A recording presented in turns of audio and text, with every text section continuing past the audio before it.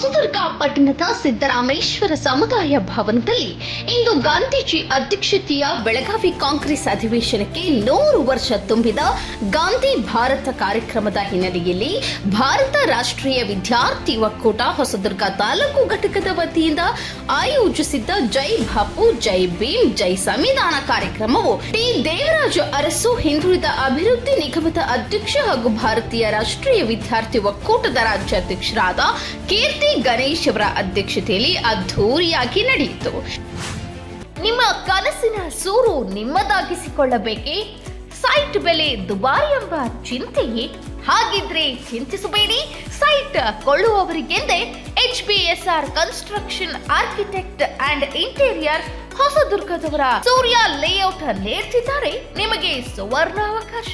1 square feet ಕೇವಲ 1500 ರೂಪಾಯಿಗಳಂತೆ ನಿಮ್ಮ ಕೈಗೆಟುಕುವ ದರದಲ್ಲಿ ಕೇವಲ 5 ಲಕ್ಷ ರೂಪಾಯಿ ಡೌನ್ ಪೇಮೆಂಟ್ ನಲ್ಲಿ ನಿಮ್ಮ ಕನಸಿನ ಮನೆಯನ್ನ ನಿರ್ಮಿಸಿಕೊಡಲಾಗುವುದು. ಮತ್ಯಾಕೆ ತಡ?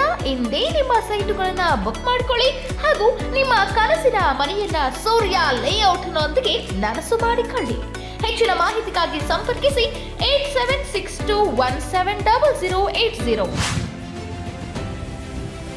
ಮಹಾತ್ಮ ಗಾಂಧೀಜಿಯವರು ಒಂದು ಮಾತುಗಳನ್ನು ಹೇಳ್ತಾರೆ, ದೇವರ ಮುಂದೆ ನಾವೆಲ್ಲರೂ ಕೂಡ ಸಮಾನರು. ಅಂತಹ ದೇವರನ್ನ ಇಂದು ಈ ಕಾರ್ಯಕ್ರಮದ ಪ್ರಾರ್ಥನೆ ಮೂಲಕ ಚಾಲನೆಯನ್ನ ಪಡಿತಾ ಇದ್ದೇವೆ. ಪ್ರಾರ್ಥನೆ ಆಡಲು ನಮ್ಮೊಟ್ಟಿಗಿದ್ದಾರೆ ಲೇಪಾಕ್ಷಿ ನರ್ಸಿಂಗ್ ಕಾಲೇಜಿನ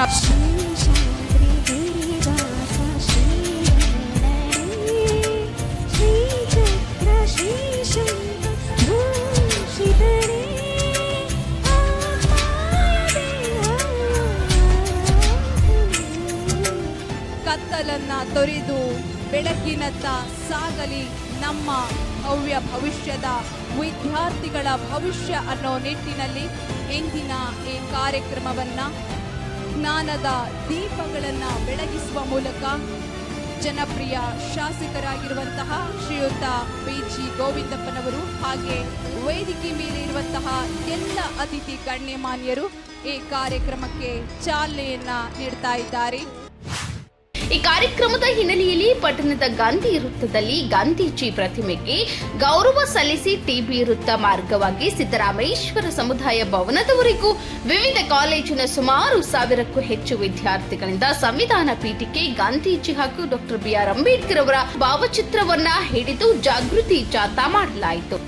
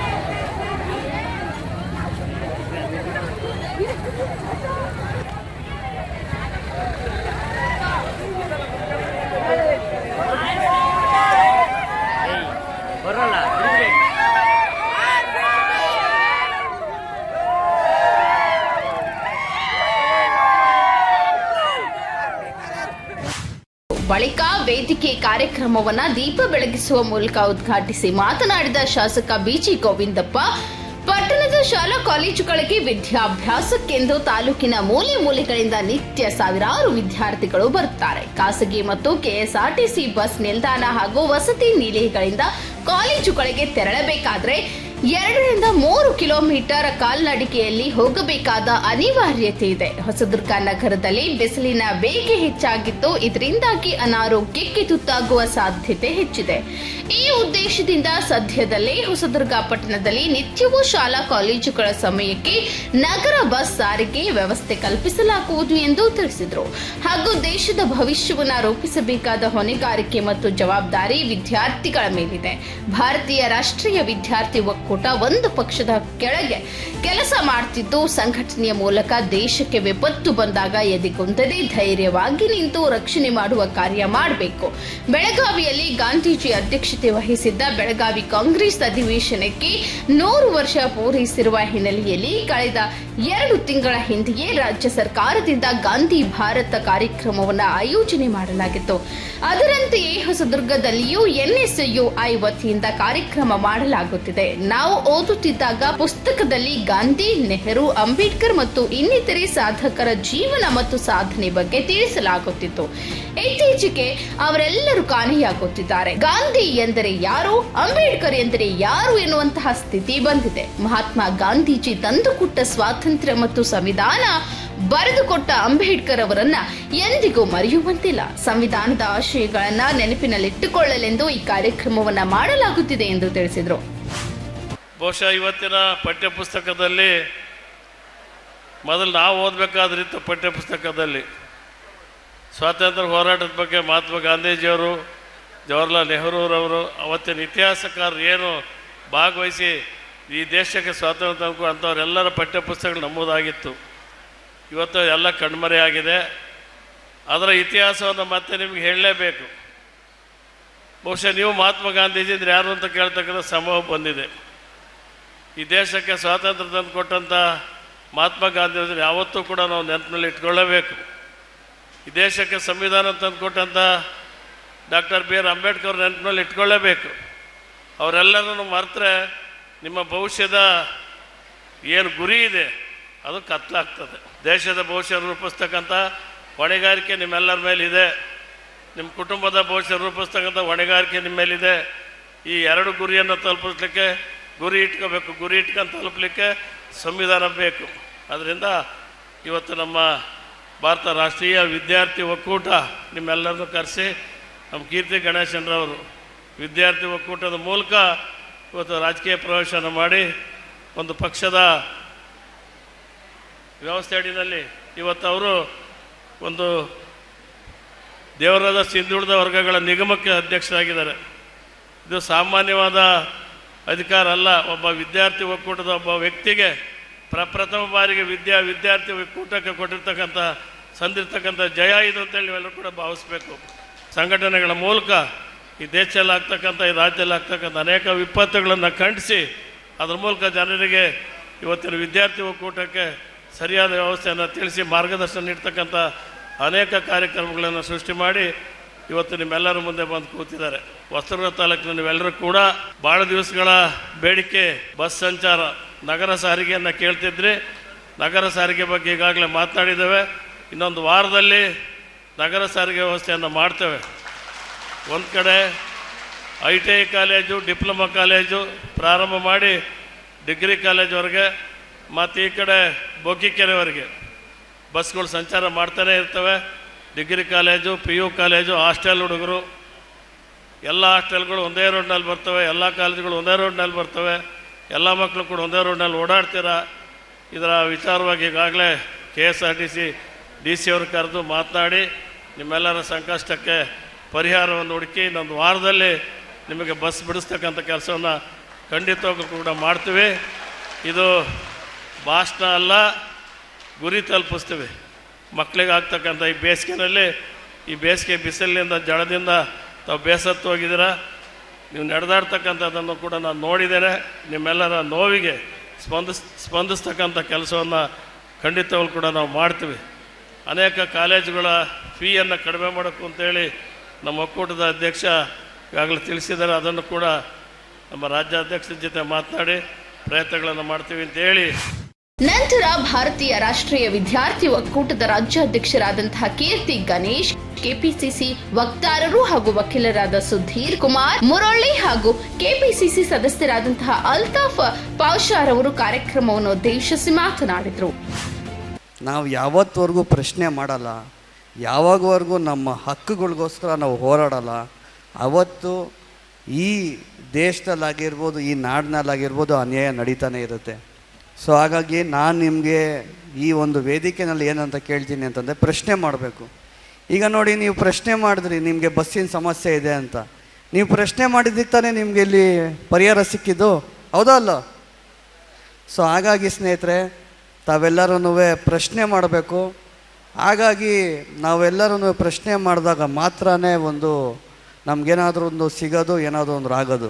ತಾವು ಅಂಬೇಡ್ಕರ್ ಅವ್ರನ್ನ ಹೋಲಿಸ್ಕೊಂಡ್ರೆ ದೊಡ್ಡ ಬೆಂಕಿ ಇತ್ತು. ಅಸ್ಪೃಶ್ಯತೆ, ಅಸಮಾನತೆ, ಜಾತಿವಾದ ಏನೇನೋ ಇತ್ತು.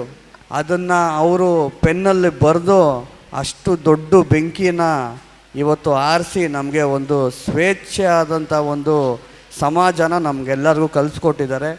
ನಾವೆಲ್ಲರೂ ಇಲ್ಲಿ ಎಲ್ಲ ಜಾತಿಯವರು, ಎಲ್ಲ ವರ್ಗದವರು ಇದ್ದೀವಿ. ಆದರೆ ಎಲ್ಲರೂ ಒಂದೇ ರೂಮಲ್ಲಿ ಇದ್ದೀವಿ. ಈ ಒಂದು ಕಾರ್ಯಕ್ರಮನ ಅಟೆಂಡ್ ಮಾಡ್ತಾಯಿದ್ದೀನಿ ಸುಧೀರ್ ಕುಮಾರ್ ಸರ್ ಹೇಳಿದಾಗ ಭಾಳ ಸಂತೋಷ ಆಗುತ್ತೆ. ಸೊ ಇದೇ ಥರ ಒಂದು ಐಕ್ಯತೆ, ಒಂದು ಸಮಾನತೆಯನ್ನು ನಾವೆಲ್ಲರೂ ಉಳಿಸ್ಕೊಂಡು ಬೆಳೆಸ್ಕೊಂಡು ಹೋಗ್ಬೇಕಾಗುತ್ತೆ. ಗಾಂಧಿಯ ಪ್ರಣೀತವಾಗಿರ್ತಕ್ಕಂಥ ಭಾರತದಲ್ಲಿ ಅಂಬೇಡ್ಕರ್ ಪ್ರಣೀತವಾಗಿರ್ತಕ್ಕಂಥ ಸಂವಿಧಾನದ ಕಾರಣಕ್ಕಾಗಿ ಅದೇ ದ್ರೌಪದಿ ಹೆಸರಿನ ದ್ರೌಪದಿ ಮುರ್ಮು ಎನ್ನುವ ಹೆಣ್ಮಗಳು ಈ ದೇಶದ ರಾಷ್ಟ್ರಪತಿಯಾಗಿದ್ದರೆ ಅದು ಜೈ ಬಾಪು, ಜೈ ಭೀಮ್, ಜೈ ಸಂವಿಧಾನದ ಫಲ. ಕರೆಕ್ಟಾ ಕೀರ್ತಿ? ಇವತ್ತು ದ್ರೌಪದಿ ಮುರ್ಮು ಅನ್ನುವಂಥ ಹೆಣ್ಮಗಳು ಈ ದೇಶದ ರಾಷ್ಟ್ರಪತಿ.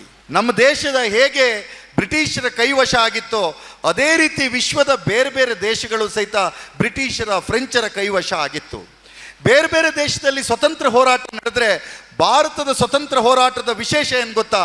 ನಿಮಗೆ ವಿದ್ಯಾರ್ಥಿಗಳಿಗೆ ನೋಟ್ ಪುಸ್ತಕ ಏನಾದ್ರು ಕೊಟ್ಟಿದ್ದಾರೆ, ಸಾಧ್ಯವಾದರೆ ಬರ್ಕೊಳ್ಳಿ. ಭಾರತದಲ್ಲಿ ಮಾತ್ರ ಗಾಂಧೀಜಿಯ ನೇತೃತ್ವದಲ್ಲಿ ಒಂದು ಸ್ವತಂತ್ರ ಹೋರಾಟ ನಡೆಯುತ್ತೆ. ಅದೇನು ಅಂದರೆ, ಈ ದೇಶ ಅಂತಂದರೆ ಸ್ವತಂತ್ರ ಪಡೆದ ಮೇಲೆ ಹೇಗಿರಬೇಕು ಅಂತ ಯೋಚನೆ ಮಾಡ್ತಾ ಸ್ವತಂತ್ರ ಚಳವಳಿಯನ್ನು ಕಟ್ಟಿರ್ತಕ್ಕಂಥ ಕೀರ್ತಿ ಇದ್ದರೆ ಅದು ಭಾರತದ ಗಾಂಧಿ ನೇತೃತ್ವದ ಸ್ವತಂತ್ರ ಚಳವಳಿ. ಜೈ ಬಾಪು, ಜೈ ಭೀಮ್, ಜೈ ಸಂವಿಧಾನ, ಈ ಮೂರು ಪದಗಳು ಈ ದೇಶದ ನಾಡಿ ಮಿಡಿತವಾಗಿದ್ದಾವೆ. ರಕ್ತದ ಕಣಕಣದಲ್ಲೂ ನಮ್ಮ ಯುವಕರಲ್ಲಿ ಈ ಬಾಪೂಜಿ, ಭೀಮ್, ಸಂವಿಧಾನ ಅನ್ನೋದು ಅರಿಬೇಕು. ಇವತ್ತು ಈ ದೇಶ ಯಾವ ರೀತಿ ನಮಗೆ ಮೂಡ್ತೈತೆ ಅಂದರೆ, ಬರೀ ನಾವು ಡಿಜಿಟಲು, ಟಿಕ್ಟಾಕು, ಫೇಸ್ಬುಕ್ಕಲ್ಲಿ ಮುಳುಗಿರೋದ್ರಿಂದ ಈ ಪುಸ್ತಕಗಳಲ್ಲಿ ನಾವು ನಮ್ಮ ಸಂವಿಧಾನದ ಬಗ್ಗೆ, ನಮ್ಮ ಬಾಪೂಜಿ ಬಗ್ಗೆ, ನಮ್ಮ ಅಂಬೇಡ್ಕರ್ ಸಾಹೇಬರ ಬಗ್ಗೆ ಯಾರು ಇದು ತಗೊಳ್ತಿಲ್ಲ. ಯುವಕರು, ನಿಮ್ಮ ಕೈಯಲ್ಲಿ ಇವತ್ತು ಈ ಸಂವಿಧಾನ ನಮ್ಮ ದೇಶದ ಕಣ್ಮಣಿಗಳು ನೀವು. ಹಾಗಾಗಿ ಈಗ ಇದು ವಿದ್ಯಾರ್ಥಿಯವರಿಗೆ ನಿಮಗೆ ಯಾಕಪ್ಪ ಇವೆಲ್ಲ ಮೂಡಿಸ್ತಿದ್ದಾರೆ ಅಂದರೆ, ಇದು ಯಾವಾಗಲೂ ನಿರಂತರವಾಗಿರಲಿ ಅನ್ನೋ ಒಂದು ದೃಷ್ಟಿಯಿಂದ, ಹಂಗೆ ಸಂವಿಧಾನದ ಬಗ್ಗೆ ಅರಿವು ಬರಲಿ ಅಂತ ಹೇಳ್ತಾ, ಏಪ್ರಿಲ್ 9, 1971 ಭಾರತ ರಾಷ್ಟ್ರೀಯ ವಿದ್ಯಾರ್ಥಿ ಒಕ್ಕೂಟ ಅಂತಕ್ಕಂತಹ ಸಂಘಟನೆ ಪ್ರಾರಂಭವಾಗುತ್ತೆ.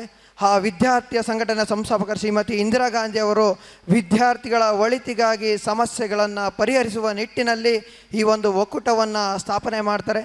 ಅಲ್ಲಿ ಸ್ಥಾಪನೆಯಾದಂತಹ ಒಕ್ಕೂಟ ರಾಜ್ಯ, ದೇಶಾದ್ಯಂತ ಇಂದಿಗೂ ಭಾರತ ರಾಷ್ಟ್ರೀಯ ವಿದ್ಯಾರ್ಥಿ ಒಕ್ಕೂಟ ಸ್ವಯಂ ಸೇವೆಯಲ್ಲಾಗಲಿ ಸಂಘಟನೆಯಲ್ಲಾಗಲಿ ಅತ್ಯುತ್ತಮವಾದಂಥ ಹೆಸರನ್ನು ಪಡೆದಿದೆ. ಅದರಲ್ಲಿ ಪ್ರಮುಖವಾಗಿ ನಮ್ಮ ಕರ್ನಾಟಕ ರಾಜ್ಯದಲ್ಲಿ ಕೀರ್ತಿ ಗಣೇಶಣ್ಣನವರ ಸಾರಥ್ಯದಲ್ಲಿ ಪ್ರತಿ ತಾಲೂಕಿನಲ್ಲೂ ಪ್ರತಿ ಹಳ್ಳಿಗಳಲ್ಲೂ ಸಹ ಸಂಘಟನೆಗಳನ್ನು, ವಿದ್ಯಾರ್ಥಿಗಳನ್ನು ಒಗ್ಗೂಡಿಸಿ ಸಂಘಟನೆಯನ್ನು ಮಾಡಿ ವಿದ್ಯಾರ್ಥಿ ಒಕ್ಕೂಟವನ್ನು ಗುರುತಿಸುವ ಕಾರ್ಯಕ್ರಮವನ್ನು ಮಾಡಿ ಇವತ್ತಿನ ದಿನ ನಾವೆಲ್ಲ ಈ ಕಾರ್ಯಕ್ರಮಕ್ಕೆ ಸೇರಲು ಪ್ರಮುಖ ಕೊಡುಗೆಯಾಗಿರ್ತಕ್ಕಂಥ ವ್ಯಕ್ತಿ ಅಂದರೆ ಅದು ನಮ್ಮ ರಾಜ್ಯಾಧ್ಯಕ್ಷರಾದಂತಹ ಕೀರ್ತಿ ಗಣೇಶಣ್ಣನವರು. ಯಾಕೆಂದರೆ ವಿದ್ಯಾರ್ಥಿ ಒಕ್ಕೂಟವನ್ನು ಆ ಮಟ್ಟಕ್ಕೆ ತಲುಪಿಸಿ ಅಷ್ಟೊಂದು ಸಾಧನೆಯ ಮಟ್ಟದಲ್ಲಿ ಗುರುತಿಸಿ ಇವತ್ತು ನಮ್ಮ ತಾಲೂಕಿನಲ್ಲಿ ವಿದ್ಯಾರ್ಥಿ ಒಕ್ಕೂಟನೆ ಸ್ಥಾಪನೆಯಾದಂಥ ಸಂದರ್ಭದಲ್ಲಿ ನಮಗೆ ಸಹಕಾರವನ್ನು ನೀಡಿದ, ಅದೇ ರೀತಿಯಾಗಿ ನಮಗೆ ಪರೋಕ್ಷವಾಗಿ ಅರುಣಣ್ಣನವರು ನಮಗೆ ಹೆಚ್ಚಿನದಾಗಿ ಬೆಂಬಲವನ್ನು ನೀಡಿ ವಿದ್ಯಾರ್ಥಿಗಳ ಸೇವೆಯನ್ನು ಮಾಡಲು ಅವಕಾಶ ಮಾಡಿಕೊಟ್ಟು ಸಹಕರಿಸಿದರು. ಅವರಿಗೆ ಮತ್ತು ಶಾಸಕರಿಗೆ, ಎಲ್ಲ ಕಾರ್ಯಕರ್ತರಿಗೆ ನಾವೆಂದಿಗೂ ಸಹ ಅಭಾರಿಯಾಗಿ ಚಿರಋಣಿ ಅಂತ ನಾನು ಹೇಳ್ತೇನೆ. ಇನ್ನು ಈ ಕಾರ್ಯಕ್ರಮದಲ್ಲಿ ಮುಖ್ಯ ಅತಿಥಿಗಳಾದ ಯುವ ಮುಖಂಡ ಬೇಜಿ ಅರುಣ್, NSUI ಜಿಲ್ಲಾಧ್ಯಕ್ಷ ಕಿರಣ್ ಯಾದವ್, ತಾಲೂಕು ಅಧ್ಯಕ್ಷ ಪವನ್ ಕುಮಾರ್, ಉಪಾಧ್ಯಕ್ಷ ಕೆ ಲೋಹಿತ್, ಪದಾಧಿಕಾರಿಗಳಾದ ರೂಪೇಶ್, ಮುದ್ದುರಾಜ್, ಜಮೀರ್, ದಿನೇಶ್, ಪ್ರದೀಪ್, ಮಂಜುನಾಥ್, ಸಿದ್ದೇಶ್ ಹಾಗೂ ಸರ್ಫರಾಜ್ ಸೇರಿದಂತೆ ನೂರಾರು ವಿದ್ಯಾರ್ಥಿಗಳು ಪಾಲ್ಗೊಂಡಿದ್ದರು.